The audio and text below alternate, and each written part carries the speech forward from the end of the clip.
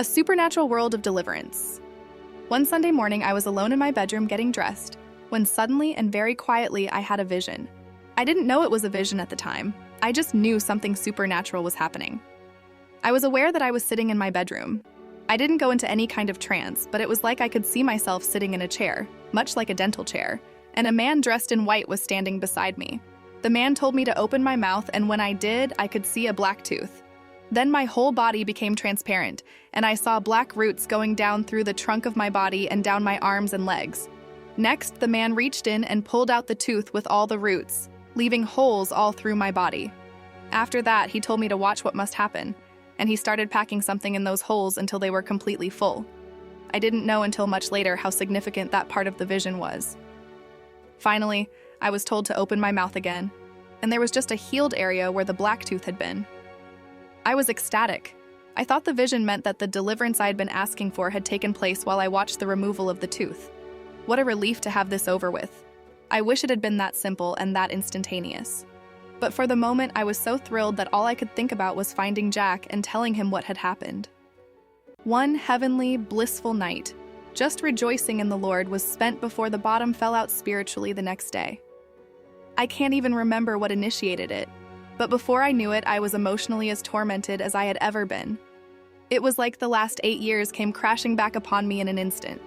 I can remember going to the medicine cabinet and spilling medicine bottles all over the floor in a desperate attempt to, hopefully, find an old bottle of antidepressant pills.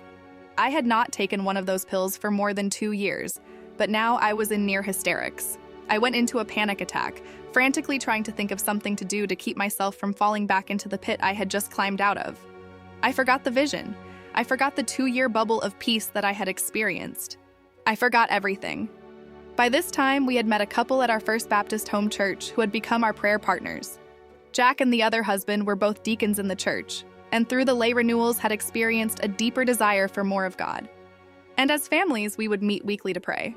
I didn't realize that they, and Jack, were desperately looking for someone who could help me.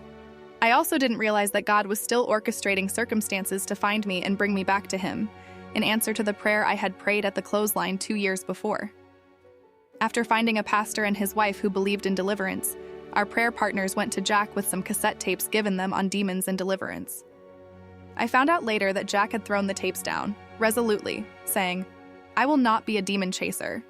However, when I continually got worse, he finally went searching for those tapes and said, "I'll try anything." The pastor asked us to pray and fast for 3 days and nights. We had never even missed a meal before, so we couldn't imagine going 3 days without food. But it must have been supernatural because neither of us felt even a single hunger pang. I can't truthfully say that I had any faith to believe that this would work, but it was like I had no other choice. I had tried every other avenue, and by this time I was numb, just simply going through the motions. True deliverance at last. On the evening of the 3rd day, we met with the pastor and his wife and our Baptist deacon prayer partners. I had never read a book or heard a tape on deliverance, so I had no preconceived ideas. In fact, I had absolutely no idea what to expect, but they began to command a spirit of fear to come out in Jesus' name. From the stool in the middle of the room where I was sitting with my hands lifted up in praise, as I had been instructed to do, I felt very conspicuous and self-conscious until my hands and feet began to tingle so badly that the pain took my mind off my uneasiness. I didn't make the connection that it had something to do with what they were saying. They continued to pray for me using their authority as believers. Later that evening, I was looking up at the ceiling and I had, not a vision, but a very vivid mind picture.